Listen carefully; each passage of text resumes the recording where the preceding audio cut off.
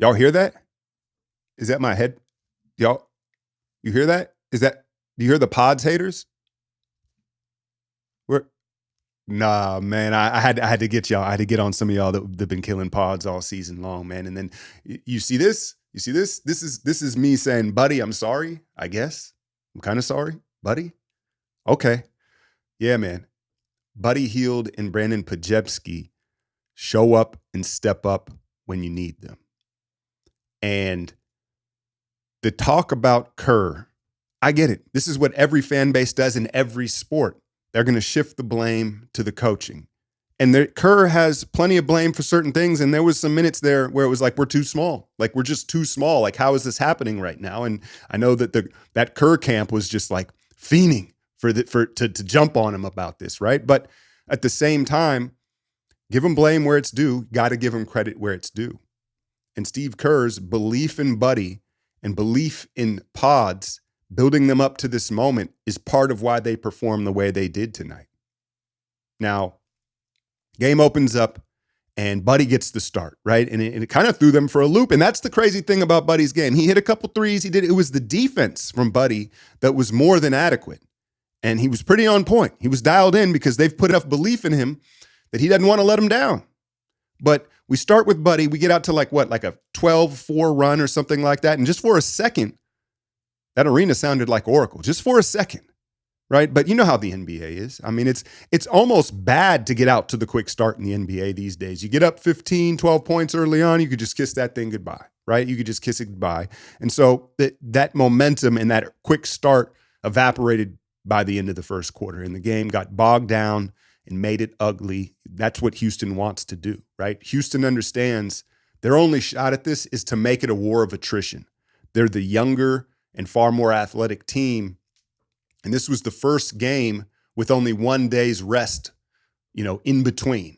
And I think that happens again, game 5 in Wednesday in Houston. And we'll talk about that here in a second. But, as this game unfolded and you say, Steph, would he only have 12 shots? Well, you credit their defense for sure. The zone was even more active and they were picking them up even higher. But I also think it's an element of 1 day's rest between what he did the other day. And it kind of similar to all the talk in the regular season game. They held Steph to 3 points. Well, he had just gone through that gauntlet. But this is the playoffs and they know that. And it's going to favor Houston with these one-off and one-on games the rest of the series. Now, they drop into this zone. And we know they play it. They play it. When they go double big, they go into the zone. And I've said this from the start of the series that Houston is selling out to the wings and sidelines and corners because they don't want to give up the 3 ball, right? And so any coach at any level is going to tell you, hey, you got to flash middle of the zone. You got to get the ball to the middle of the zone. And we just didn't do a good enough job of that. And they're very good at it. They're so big that it's harder than a typical zone. With like you basically 3 7-footers on the back line, it's harder to get that to the middle. But I thought that was where you get Jimmy and you flash him middle and you get the ball to Jimmy in the middle. And, he was clearly compromised, but we didn't even really attempt it. And that's what really gave them, along with Fred VanVleet just shooting the lights out, a huge boost. Fred VanVleet 8 threes and y'all don't win. But they shot 50% from the foul line or something crazy like that. But let's get to the Draymond. Let's get to the Draymond talk here because, look, y'all know how I feel, like probably most of you feel. He's a necessary evil. No, he's like the family member, the in-law or the family member that's like, you irritate the hell out of me, but you family. We understand you're essential. We need you. And he's going to constantly toe that line and at times cross that line. But his personality, his fire, his physicality, we absolutely need it. We absolutely need it in the series. And, I think we do have to shout out the referee in this game, believe it or not. Now, they may not have got that call in Detroit right the other day, right? But they give Jimmy those 3 free throws down the stretch was the right call. But if you look at how it unfolded now, first of all, it wasn't like a perfectly reffed game. It did get out of hand, right? It got so mucked up and there was no rhythm and flow, as you heard Reggie Miller saying, and that's advantage Houston. But the first dust up where Dylan Brooks is doing the most, like he typically does, right? Is he a sociopath?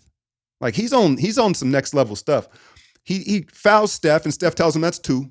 We keeping count on you. Like you was out of here last game. You about to be out of here again. That's 2. And he gets up into space. And Draymond's actually playing peacemaker, right? He's trying to separate them. I thought it was actually QP who probably should have got the tech. He shoved. Jabari Smith probably deserved one. But when in doubt, give Draymond the technical. But I think the train of thought from the referees was, let's give Draymond this T and cool him off, simmer him down the rest of the game, because he's already got one. So then we won't get so much lip from Draymond, and he'll be more under control, even though he didn't deserve that one. But then the problem is he's got one, and sometimes he isn't the initiator of the stuff. But he and Eason, they get tied up, right? Same quarter, right? Same half. Maybe it was the third. I don't know. I'm still catching my thoughts here. I'm in shock, man. And Draymond, look, his leg slinging and dangling in the playoffs has a long storied history. What Draymond does with his legs, he dangles them over Tari, and then it looked bad. It looked bad. And I'm thinking, oh, he's going to be up out of here, right? There's no way. But then to the refs' credit, they knew what they did with that first one. He didn't really deserve that first one. And so they cleaned it up and they gave him a flagrant instead so he could stay in the game. Problem was, it felt like he had 5 fouls for the entire half, right? And so he goes to the bench. He's got to cool off. And now Kerr he tries Trace, right? Gave Gee a quick stint of minutes. I don't know if Gee's, but there's no Kuminga. I know a lot of y'all were thinking Kuminga, and we'll talk about that in a second. But he tries Trace. He goes to Looney, and he just stays small with Buddy, and they stay in that zone. And down the stretch, just mashed us on the glass. The numbers don't really tell how it felt, right? It was only 7 because, in part, Draymond got like 4 or 5 down the stretch. But back to Kerr and his decision-making, because I know, again, the Kerr hater camp was ready to explode because it did feel like we were too small at times, especially when Jalen Green got benched.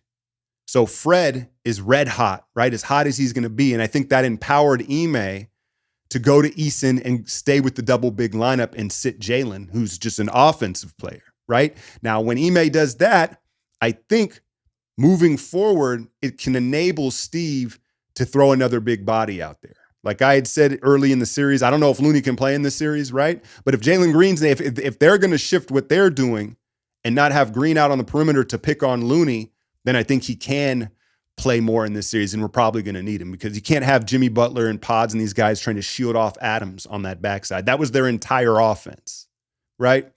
But how about Pods? I got the little joke off at the beginning.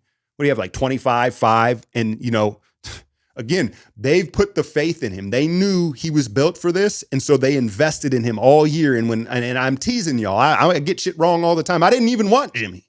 Right? I know y'all can remind me of that, right? But the point is, they knew he was built for this, and so they have invested him from the start, and then they get rewarded tonight with 5, 6 threes. You know what the most impressive shot from Pods was? Clock winding down, driving at Jabari, spins back, right shoulder, fadeaway off glass. And then how about the stop on Fred late, the rear view block, looking like Derek White or Drew Holiday.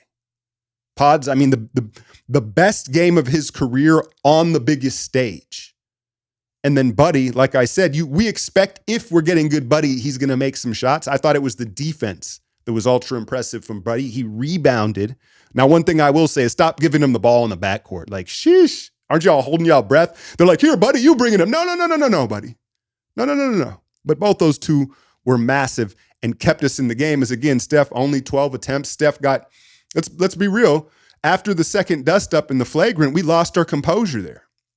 We lost our composure. Steph had 4 or 5 turnovers, and he was just trying. I think he was trying to answer and mix and kind of get into his bag, and it was just not the right time. Houston was too much on alert, and they were playing too physical at the time. But then Dylan Brooks, hard fouls. Jimmy smacked the shit out of him on that foul. That almost looked like the GP2 foul Dylan Brooks gave GP2, in 22. That was a hard foul. I think it just sounded worse than it was. But we saw Jimmy and Dylan start chopping at each other at the foul line. And I said it to Ime, said it to Jalen. Now I get to say it to Dylan. Careful what you ask for because you might just get it. and you heard Jimmy postgame said, somebody said something to me and that's all it took. And that's what was so impressive with Jimmy's performance is he put his body on the line. Like you could tell he wasn't moving right. And what I'll say is I've never had a glute contusion, but I've had some nasty dead legs in the quads. And in my experience, it actually hurts worse to walk than to run or trot for some reason. So you could see him favoring it a bit, but he never really showed the pain. He wasn't on some Luka. Because you know what that does is if you have an injury and you're trying to play through it with your team, if every second you get, you let everybody know how much pain you're in, it brings down the morale of the team. That's what I was getting at with Luka the other night. Jimmy, there was none of that. And Dylan Brooks, it was just before the half, and I remember thinking like, okay, right? Even the TNT boys were like, oh, might not want to do that. Might not want to do that. But again, they still kind of felt like in control. We rattled off. You could see there was a little bit of a championship veterans flip that switched to start the third because we were down 7, Steph jumper, Jimmy jumper, right? We made a couple, we got it right back, but Houston kind of felt in control throughout that second half as Kerr bought time for Draymond. And that's what I was saying, where give Kerr credit, one, for nurturing Pods to where he is, and hell, believing in Buddy when no one has. And he's showed up in this series. Buddy's having a good series. Let's be honest. There's too much Buddy? Probably. But still, he had a big impact on the game. He had a good impact on the game, is what I should say. But Kerr, he goes to hack at Adams, and Ime pulls him out, right? Just in the, okay, cool. Draymond comes in about 7:35 left in that fourth, gets a couple series of stops. In comes Loon. And however he pulled it off to, the bottom line is, in crunch time, Draymond Green did what Draymond Green does. And I've been saying, okay, he's not the defensive player of the year, but in the crunch, in the clutch, who else would you rather have in the middle of your defense, back line, manning your defense? He's still that guy. And yeah, it felt like he emotionally hijacked the game for a while, right? And we lost our composure, and it was going to be, let's be honest, we were going to be like, oh, Draymond. It was going to be blame Steve and blame Draymond. Right? That was what it was going to be. That's how us as fans, we operate.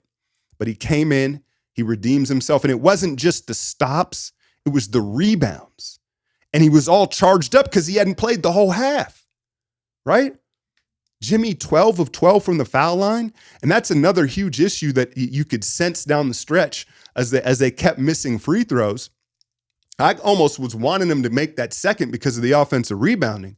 But you could just feel, as neither team could get any separation, it was like, yo, this free throw thing is going to be a problem for them, like at some point here. And sure enough, they missed like 11, 12 free throws. Jimmy didn't miss one. And yeah, man, it's 3-1. It's 3-1. And you saw Jimmy get chipped up there at the end, and it made it even more vital that we pulled this out. Because again, they got 24 hours and they're in Houston for Game 5. And I imagine Ime, we're going to see more of that zone. We're going to see more of Steven Adams. And Kerr's counter may be that, the hack of Adams. But again, if Jalen Green, if we see him less, I thought that was in part because of how well Fred was shooting. But if that happens again, I think it opens up the door for Kerr to use some Trace, maybe some Kuminga. And that's what I'll say about Kuminga. I think it was late third, early fourth. I was like, boy, we sure could use some Kuminga right now. But the ship had sailed. It was too late to put him in the game, right? But Moses is kind of playing himself out of this series. He's just too indecisive, specifically in that zone. Have you noticed when he catches it, it's like a twitch. It's like a muscle memory thing where he's like, huh, and then he like decides to go. Sometimes you just got to go, bro, especially in a zone. And if we weren't generating threes and shots against their zone defense, then you need a slasher. And that's where maybe you could get Kuminga to slash to that nail. But again, it seems like that ship has sailed. Can they mentally prepare Trace to play 5 to 10 minutes if we're going to see this double big lineup again? But maybe Fred goes back to being Fred. I mean, he did shoot the seams off the ball. If he's not feeling it, then I expect to see more Jalen Green, less Adams, less Tari Eason. But that's kind of the chess match that's going on between them. The one thing that I didn't like from Kerr, and maybe he wanted them to do it, I haven't checked the post game yet or nothing, I thought they should have fouled. After the final Jimmy free throws, that was way too good of a look from Fred VanVleet. And he had the opportunity. It wasn't like one of these ones where he was going to go into the shot. He was like full speed ahead. And Looney, you see Looney like deep down in a stance, like 40 feet from the basket. It's like, Loon, Wasn't meant to be. 3-1 Warriors. And yeah, it's far from over, right? Like, but Houston, they're not going to die. You're going to have to kill them, right? You give them that. They're tough, they're gritty, and Şengün got going there. What I didn't like fourth quarter was both Amen and Şengün, especially when Draymond was out of there. We were giving them too big of a runway. You're giving them 3-4 steps of momentum downhill. That's too tough. That's too tough to stop. And in Amen, I think what I've discovered with him is he plays the glass really well. He wants to get to the 45, that angle where he can play the glass. If you can force him to try to shoot it over the front of the rim or some sort of push float shot, we'll live with that all day. When he gets to that angle, that corner side, he plays the glass well. Too big of a runway. But somehow, some way, man, they get it done with Steph, who I don't think he played bad, but I don't think he had, the turnovers were pretty bad, right? But you understand off one day's rest and the attention he's drawing, that he's not going to have 30 balls every game of this series. And you just wonder how Jimmy's going to be feeling headed into this game 5.